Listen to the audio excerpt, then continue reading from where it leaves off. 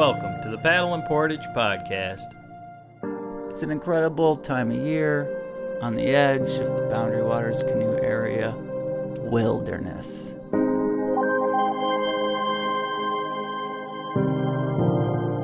Wilderness areas are spread all over this great country, and almost 5% of the landscape is made up of wilderness areas, designated wilderness areas. Huge. The 1.1 million acres here in the Boundary Waters, of course, and we talk about that so much, the BWCA wilderness. But there are wilderness areas all over, out west and other parts of the country.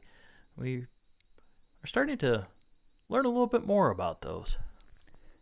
It's easy for us who live on the edge of this wilderness to take for granted how much work goes into traveling to and then into and having a trip in a wilderness area. You and I, at this point in our lives, can have a spontaneous. You're about to, got a call from a friend, your gear's packed, you're headed into the wilderness. You don't have to think about it. Mm-hmm. But that's not the case for most people. Right. I mean, we've accumulated our gear to be able to do that over the course of many years now, living up here. And it didn't happen overnight. We are still accumulating some of that gear, as a matter of fact, particularly for winter travel, but all times of year. We bought some stuff at the start of the paddling season this year for those thwart bags and so forth. It's an evolving thing. But when you show up to a new place, or in someone's case, come to the Boundary Waters, you don't have all that at the ready. You don't know even what you need sometimes.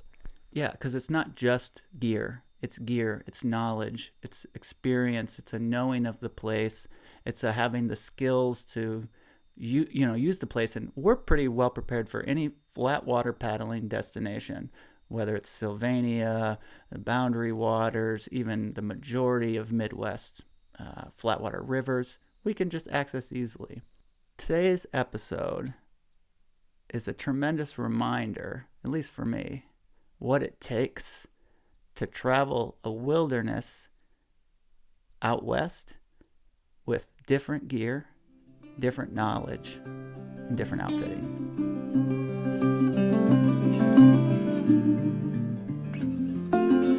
Hi, I'm Laura Mullen, co-founder of Bent Paddle Brewing Company in Duluth, Minnesota. Here at Bent Paddle, we make quality craft beer and hemp cannabis beverages from the clean water of Lake Superior.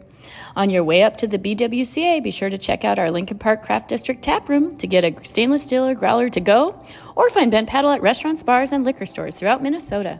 Let Bent Paddle be the bridge that lets good memories and conversation flow while you're reflecting on the perfect campsite or the splendidness of the Northern Lights. For more info, visit bentpaddlebrewing.com or check us out on Facebook or Instagram. Cheers!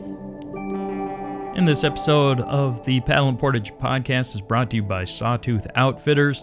They're conveniently located on Highway 61 in Tofte. No matter what season, whether it's your first trip or you are an experienced adventurer, they are there to outfit you with the right gear and knowledge to ensure an unforgettable experience. Summer rentals include, of course, canoes, kayaks, bikes, guided tours as well. Their outdoor gear store is stocked with clothing, gear, maps, souvenirs, have you covered for all of the seasons. So whether you're on the North Shore for a short getaway or an extended trip, stop in and check them out. Otherwise, you can find them at sawtoothoutfitters.com or give Jeff and Sarah and the crew a call at 218-663-7643. Start planning your BWCA or North Shore adventure now. Sawtooth Outfitters. Almost 50 years ago, a group of friends met at a diner and began to organize a movement. They formed a group dedicated to preserving the pristine waters and forests of northeastern Minnesota. Through grassroots organizing, they helped pass the Boundary Waters Canoe Area Wilderness Act, which protected the Boundary Waters for future generations. Today, that organization, Friends of the Boundary Waters, continues its work to protect, preserve, and restore this cherished wilderness. Whether it's through fighting toxic mining proposals at the edge of the Boundary Waters, or introducing the next generation to the wonders of the BWCA, our strength is in our members. It is in you.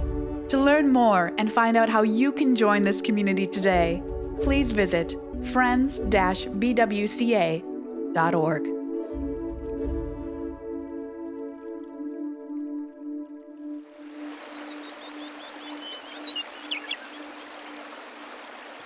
Well, welcome. We're on day 6 of an 81-mile journey down the main Salmon River of No Return out here in the Frank Church Wilderness. That's the voice of Bodie, the lead guide on this trip with our outfitter. I'm on his raft, here to both document the experience and learn how to row an oar rig. In case you aren't familiar, this type of rig is an inflatable raft with a metal frame and oar mounts where long oars are used to propel and steer the raft, typically by a single guide. These rigs are known for their ability to carry heavy loads and navigate challenging rapids. They differ from the paddle rafts that require multiple paddlers to maneuver.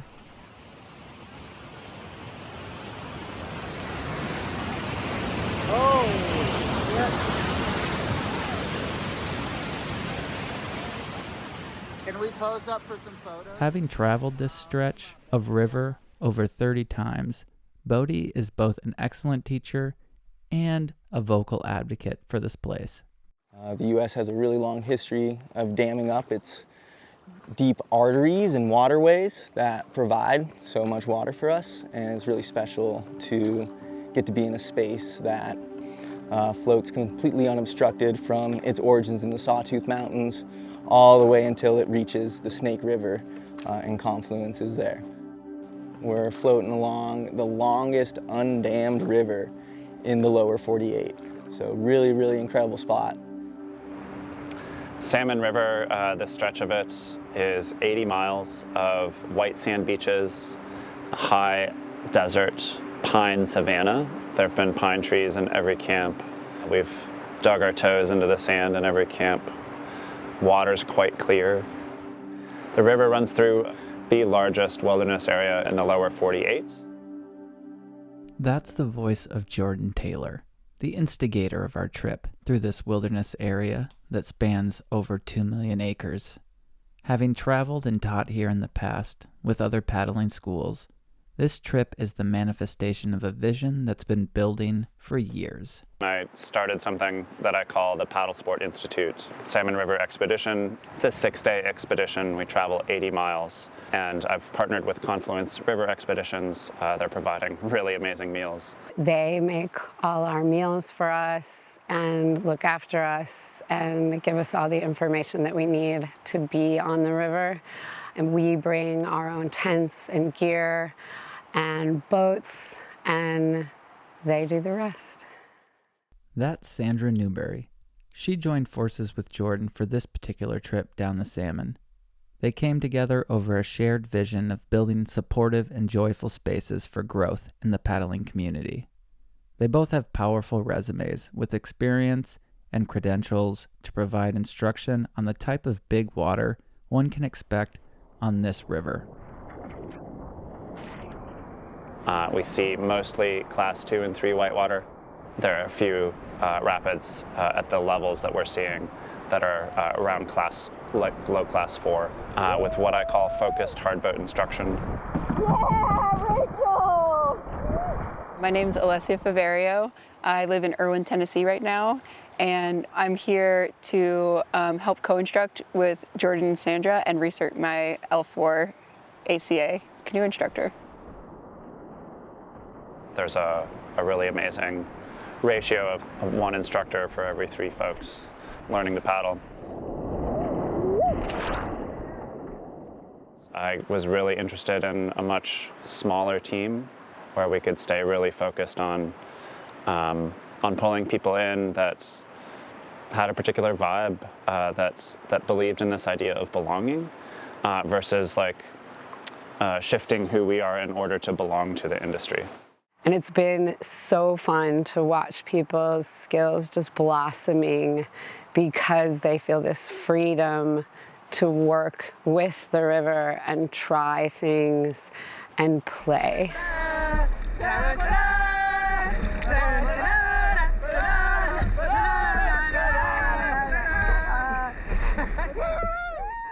A raft-supported canoe and kayak trip is probably the most playful and luxurious way to move through a wilderness area under human power. We had 3 rafts on this trip. 2 served as shuttles for the group's gear and carried everything we needed to both eat and sleep. Every morning, those 2 rafts would depart from camp and travel directly to the next destination. In this case, each operated by a young guide. Both Georgia and Jonah were tasked with setting up the kitchen, camp chairs, shade, and our portable toilet, called a groover. Meanwhile, the 3rd remaining raft traveled with the 13 canoes or kayaks like a mama duck, with all her ducklings, slowly moving down the river with our raft in the lead. Jordan, Sandra, and Alessia divided the crew into pods of roughly 3 hard boats per instructor. This allowed for enhanced safety and instruction offered to every individual seeking to play in the wild Salmon River's ruckus whitewater.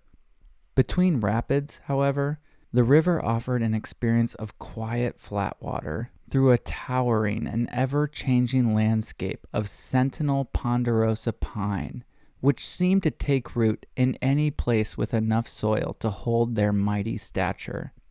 Rock outcroppings broke the soil to form cliffs, sharp towers, and walls of stone through which the river cut its course.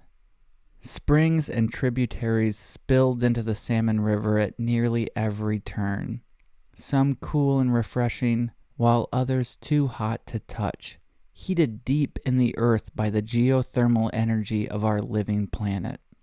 At the end of each paddling day, the group reunited in the next camp for a night of warm food and rest. Delicious meals, cold beverages, and intentional reflections were the nightly routine, before crawling into a sleeping bag under a sea of stars with the gentle purr of a mighty river.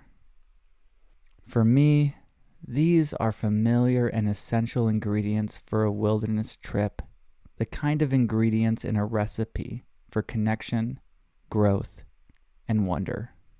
Night after night, I sat down with members of this expedition and learned I'm not the only one who felt that way. We bring an incredible group of people together to have the experience really as a whole community and be away from all the normal parts of life that we're used to. And it takes a few days, I think, to really sink in to being away and being in this place instead of all the places that all of us are used to. And then this becomes our home and our adventure all at the same time. I just enjoyed the company of all these people and learning about them, learning about myself too. Sometimes I'm afraid to run a rapid, but seeing the confidence and the people around me helps build my own confidence. It props me up, and I hope that I can do that for other people too in the paddling that I do. I'm trying to make sure that I'm lifting these people up, and I feel lifted up by them as well. My name is Josh Freedy, and I'm from Madison, Wisconsin, and I made my way out here to the main Salmon River looking for adventure and challenges and new experiences and just fun. It's been a great time. I've met a lot of new people. It's really cool to watch some of the people grow into this environment and into the river and do things that they thought weren't possible, myself included. I think through moments on the river today where you both got to cheer on and woot woot the people that were coming down the river, and then to be going through the rapids yourself and to hear that cheering on as you're nailing a line. Woo! Where even to hear the support if you're swimming that line was really fun today. So. I'm Kristen Weiss from Marquette, Iowa.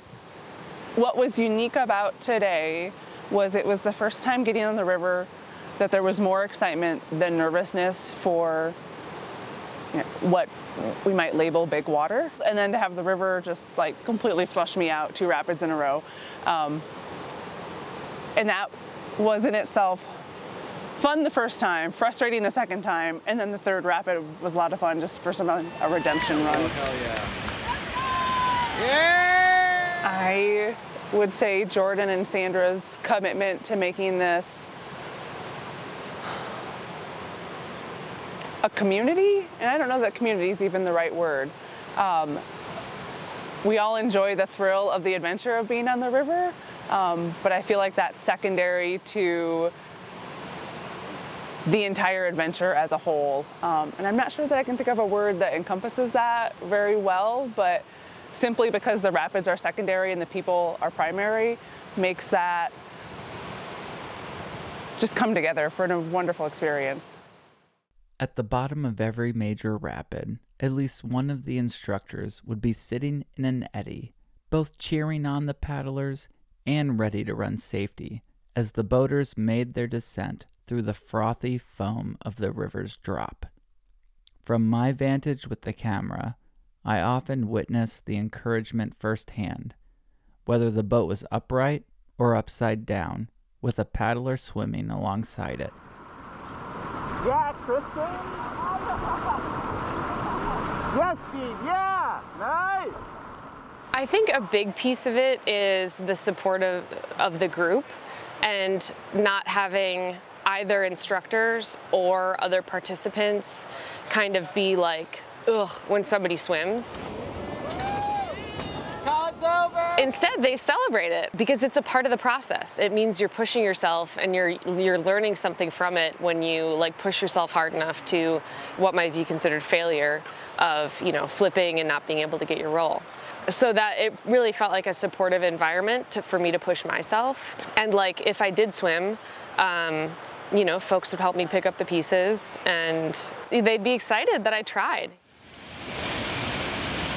I was very excited to be invited to be the first person in our pod down the biggest rapid of the day that normally is significant enough for people to stop and scout, but that we couldn't scout because of the wildfires on one side of the river.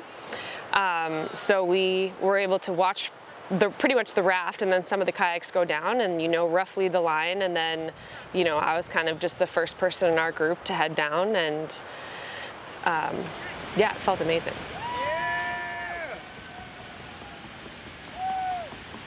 That was the voice of Sarah Gears as she talked about the inspirational orientation of our trip's blossoming culture of cheering each other on despite the outcome of running a rapid. I completely forgot to ask her to introduce herself for the interview. Speaking of forgetting, did I remember to mention the active wildfire burning in the river corridor? Also today I was definitely battling with some, anxiety just about the wildfire smoke.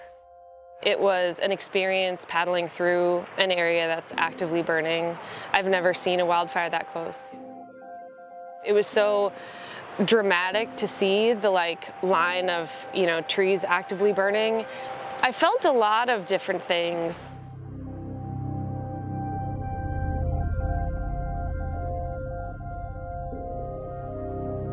Including just awe, how powerful fire is in sort of turning over and also restarting an ecosystem.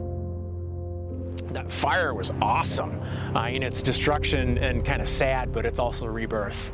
And it was amazing coming through that with all these people. I felt totally comfortable with Jordan leading, and everybody around me felt very supported. It was magical. I'm Dwayne Mannon. I'm from Machesney Park, Illinois. I came on this trip because the universe told me to come on it.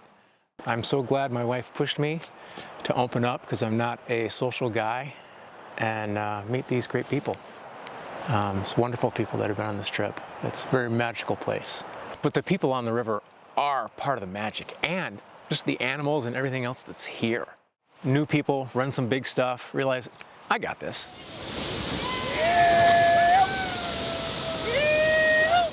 I could go on trips again and not be all jittery and scared at the top of every rapid.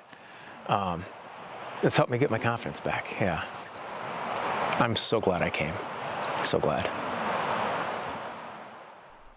Magic, in this context, is synonymous with awe, wonder, and connection. It happens through direct and immersive experience with people and place. It brings up abundant feelings of joy and transcendence while being completely rooted in presence with the living world all around us. In this way, Bodie, the lead raft guide on our expedition, speaks of the Frank Church Wilderness the same way I speak of the Boundary Waters. I've been working out here for 5 seasons. Done over 30 trips down this section of water, and can say that there's nowhere else quite like it. Pretty special place. Definitely has aspects of feeling like you return home when you spend this much time in a place. So really enjoy that. Some of us chase these feelings and their accessibility in the backcountry because it's nearly impossible to hold on to in the front country. In a world where nearly all of us are disconnected from our historical places of ancestry, our connection to land and water, this is exactly what we crave. A world in which we experience awe, wonder, connection, while belonging in that place. Belonging, a sense of belonging, has to precede any sense of a growth mindset. That if we are not here with people who feel like our people, it is a much bigger stretch, often too big a stretch, for folks to extend themselves into the productive discomfort zone on a daily basis. The idea that they would be taken care of and be taking care of each other so that they could extend even just that little bit further when they were on the river trying to meet their paddling goals. Being on expedition together for 6 days is a really profound chance to connect. So if what we're building is a sense of belonging in order to be able to stretch just a little bit further, we are camping together in the same place. But we are also free of cell service. Being on expedition is a way to be fully present with a place, but also with other people. Multiple days by the same river without a device resets my nervous system in a way that is almost impossible to experience in the internet age for me.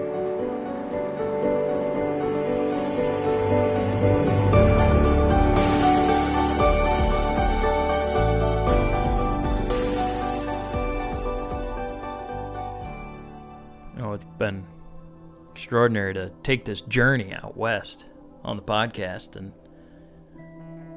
hear these stories from the Frank Church and people who were coming from the Midwest, Iowa and Wisconsin, you in Minnesota, elsewhere out east, even further beyond. Yeah, out D.C. and East Coast for Jordan and Rachel. Yeah, and then to share the story from a different wilderness area and still have those ties. And, a lot of that we should definitely give a nod to Canoecopia, Rutabaga Paddle Sports, and like how those connections started there, and what a space that is for us, and what that event and expo has meant for us through not just like our own ability to get recognition and so forth, but like in the networking and the communication and the people we meet there. And that's how this all came to be, basically.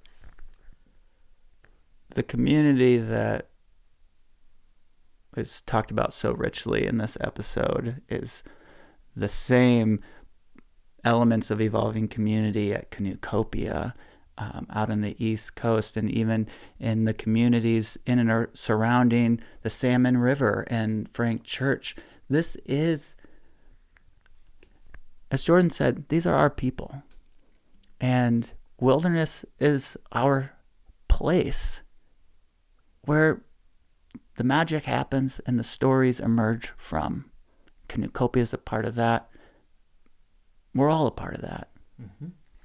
And not just in this episode to be heard, but also complimentary is a video that you've put together of this trip.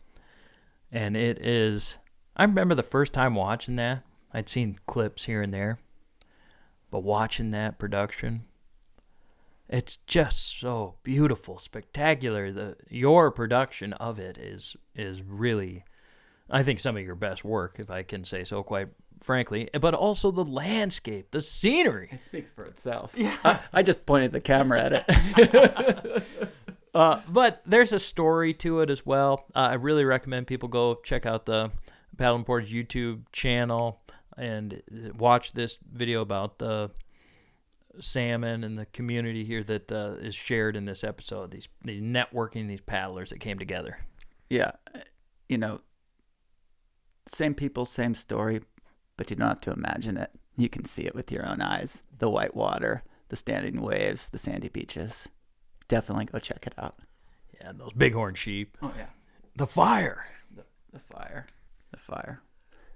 So thank you to Jordan and everybody involved with this trip for letting you be a part of it, and P&P, and just this whole journey as we expand into other wilderness areas beyond the boundary waters and other paddling destinations across North America, which we've held true to from the first month of P&P. We've said that was our intention, our goal, our objective, and we're getting into that.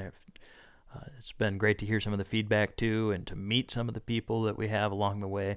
And so thanks for being on this journey with us at Paddle and Portage. I mean, it's been great to start thinking about our third year and what's on the horizon for the next chapter for the podcast and just everything that's going on with Paddle and Portage. And that includes you, the listener, and thank you so much for being on this journey with us. And if you haven't yet, check out the website. Subscribe to the platform. It helps us make this podcast possible for you and the videos and the whole package. So that's literally grassroots stuff happening here, and we've been so grateful and appreciative to everybody that's been along this journey with us, and thank you so much. Well, I sure love y'all.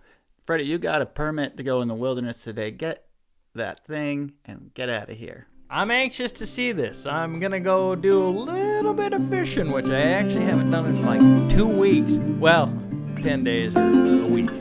A week. It's been a week. Get out of here.